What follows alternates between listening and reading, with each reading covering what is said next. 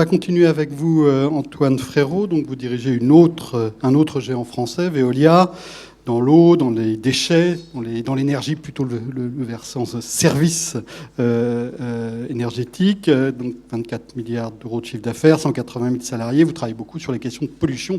Ça fait partie de votre métier depuis toujours ou presque. Vous vous êtes affirmé en faveur d'une redevance carbone avec un système aux frontières. Vous voulez sortir du schéma produire, consommer, jeter pour aller davantage vers l'économie circulaire. Vous proposez aussi de travailler beaucoup sur le méthane. Donc, même question qu'à Gérard. Pourquoi est-ce que... d'où vient votre engagement et quels sont, selon vous, les leviers pour avancer? Bien, bonjour à toutes et à tous à mon tour. Dans le thème de notre réunion de ce matin, les enjeux économiques de la conférence de Paris, il est clair que le fait de donner un coût au carbone est une mesure clé et une mesure sans doute emblématique. Ce n'est pas seulement toutefois le seul enjeu économique de cette conférence. Et si vous me permettez, j'aimerais justement revenir sur un autre enjeu qui me paraît presque aussi important, celui de l'avènement de l'économie circulaire. Le développement économique du monde se poursuivra. Il y aura cette volonté, au fur et à mesure d'ailleurs, de l'accroissement de la population et du souhait de développement des pays.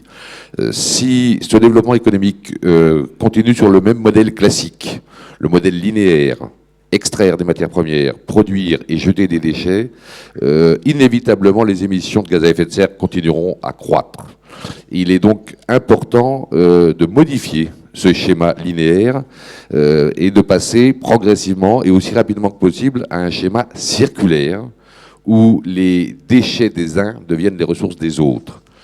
Cette économie circulaire est incomparablement moins émettrice de gaz à effet de serre. Je donne un exemple, mais il y en a 1000. Une bouteille d'eau en plastique, en PET, lorsqu'elle est fabriquée avec des bouteilles recyclées, émet 70% de moins de CO2 que quand on la fabrique avec des procédés classiques à partir d'hydrocarbures. Cette proportion est encore bien supérieure pour les métaux. La décarbonation de l'économie passera inévitablement par l'accélération de cette économie circulaire, par le fait d'utiliser les ressources naturelles plusieurs fois et pas seulement une fois, au-delà même des problèmes de rareté de ces matières. En matière de climat, c'est une équation clé. J'en reviens maintenant au coût du carbone. Je l'appelle plus le coût que le prix, parce que pour rappeler pourquoi il est nécessaire que le carbone ait un coût.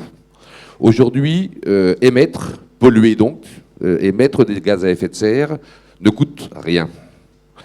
Et dépolluer, ne pas émettre, coûte. Il faut s'équiper et travailler autrement. L'enjeu du coût du carbone, c'est que le coût de la pollution augmente et qu'il dépasse le coût de la dépollution. Il faut donc que ceux qui polluent payent et que ceux qui dépolluent payent un peu moins. C'est ça l'enjeu du coût. Et donc ça suppose soit de le mettre à un niveau suffisant pour que ce coût de la pollution rejoigne le coût complet de la dépollution, soit on peut faire le chemin différemment, en augmentant le coût de la pollution, mais avec cet argent collecté, en le distribuant pour diminuer le coût de la dépollution. C'est le principe pollueur-payeur, le pollueur paye, mais réciproquement, celui qui dépollue, ceux qui font les efforts de dépollution sont aidés avec cet argent, et donc celui qui dépollue est aidé. C'est exactement le même principe que nous avons mis en place dans ce pays il y a 50 ans maintenant pour la pollution de l'eau, qui a été copié dans beaucoup d'autres pays et qui a fait ses preuves. Il a progressivement, on peut dire, quasiment éliminé la pollution d'origine industrielle de l'eau, et même la pollution d'origine domestique. Ce principe marche. Et donc, je pense que c'est celui-là qui fait votre place. Reste deux autres questions. Il nous faut donc un coût du carbone. Il faut qu'il soit suffisamment robuste pour que la pollution coûte plus cher que la dépollution. Et il faut qu'il soit prévisible pour que ce coût de la pollution et le coût de la dépollution puissent être regardés à l'horizon de temps d'une équation économique, c'est-à-dire une quinzaine ou une vingtaine d'années. Qu'est-ce que ça veut dire un coût du carbone robuste et prévisible? Quel niveau signifie ce mot robuste? Et Ensuite, deuxième question, comment mettre en œuvre ce coût du carbone robuste et prévisible? Beaucoup de chiffres circulent.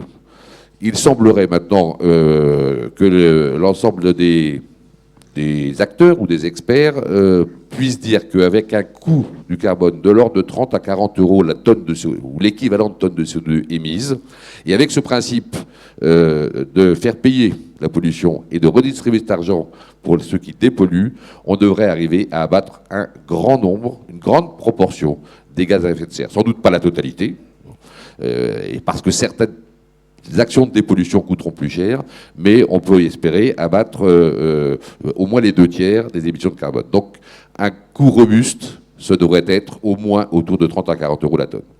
Reste ensuite la forme. Gérard a évoqué la forme qui est aujourd'hui assez répandue dans le monde, parce qu'il a parlé des 7 marchés chinois, et il y en a dans d'autres pays. Il y en a en Angleterre, il y a au Canada, il y en a beaucoup d'autres marchés carbone. Le marché est sans doute la forme la plus sophistiquée pour donner un coût aux choses, et un coût à la pollution en l'occurrence. C'est néanmoins un mécanisme sophistiqué, complexe. Et on a vu qu'en Europe, bon, il avait échoué, pour différentes raisons.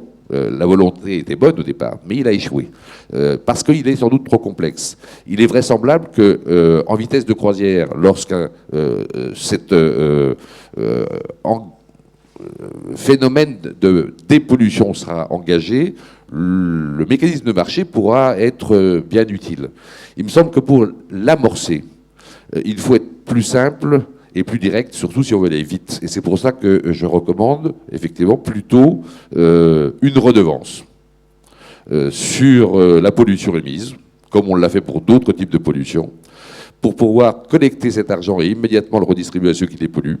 Donc, c'est pas une taxe, hein, c'est pas un impôt de toute nature, puisqu'un impôt de toute nature rentre dans le grand sac des impôts des grands collectifs. Il s'agit d'une redevance ciblée uniquement à destination de ceux qui veulent dépolluer, en étant suffisamment raisonnable pour justement ne pas en détourner une partie à d'autres fins, pour clairement justifier aux yeux de tous ceux qui observent le système et qui y participent, pour justifier l'utilité de ces redevances pour dépolluer. Une redevance, donc, utilisée uniquement pour dépolluer.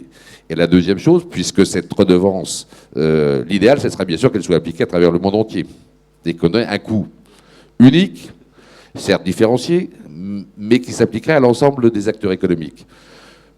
Je crains que le moment ne soit pas encore tout à fait mûr pour entraîner, allez, on va dire au moins 80% de l'économie mondiale dans une telle voie. Ça serait mieux d'avoir, et ça serait même l'idéal, un coût unique, un marché mondial unique avec l'ensemble des pays. Si on n'y arrive pas, il nous faudra peut-être encore quelques années pour y arriver. Je pense qu'il est possible de faire des progrès significatifs partiels. On n'est pas obligé de demander tout ou rien. Et donc, on peut faire des progrès partiels dans le temps et dans l'espace. Je crois qu'un espace économique suffisamment large comme celui de l'Union européenne, effectivement, pourrait être un bon premier pas d'espace qui, si c'est bien fait, devrait entraîner d'autres économies dans le système. D'où cette idée d'une redevance carbone sur le territoire de l'Union européenne. Et pour protéger l'économie européenne par rapport à ses concurrents, effectivement, et pour entraîner ses concurrents dans la même logique de la dépollution, une redevance aux frontières de l'Union, une redevance carbone pour tous les produits ou services qui y rentreraient. Je suis bien conscient que ce n'est pas la solution idéale, mais je vois là une possibilité d'agir rapidement. Voilà un projet politique pour l'Union. Elle n'en a pas de trop en ce moment. Une démarche sur laquelle on peut, je crois, obtenir un assez large consensus au sein de l'Union, en tous les cas plus simplement qu'au niveau mondial. Et les entreprises, le marché européen était tellement important pour des entreprises américaines ou asiatiques, il est vraisemblable qu'un système de ce genre conduirait ces entreprises-là aussi, pour éviter que leurs produits soient taxés aux frontières, eh bien, elles aussi, à décarboner leur production. En tous les cas, je pense que c'est un système qui peut être assez rapidement mise en œuvre et présager son extension progressive et le ralliement des deux autres grandes économies que seraient celles de l'Amérique du Nord et de l'Asie du Nord pour la rejoindre progressivement. Merci. Donc, deux dispositifs proposés, défendus, hein, un cap and trade et puis une redevance qui sera en fait assez semblable à ce qui existe dans l'eau. Tout à fait. C'est le même système. Hein. On a fait ça ça va pas dans la grande caisse de l'État. C'est affecté uniquement à l'entretien et au renouvellement de la ressource. Vous savez que dans l'eau, les acteurs de l'eau se sont battus depuis 40 ans pour éviter que les grandes caisses de l'État, effectivement, capturent les redevances de l'eau. Il y a eu des anicroches. Il y en a encore eu récemment. Bon. Globalement, elles ont été assez rares quand on regarde ça sur 40 ans. Bon. Et j'invite d'ailleurs l'ensemble des observateurs et même les médias à dénoncer ces anicroches. Parce que c'est la légitimité d'un système vertueux qui serait mis en cause si jamais il était dérivé de cette manière-là. Bon.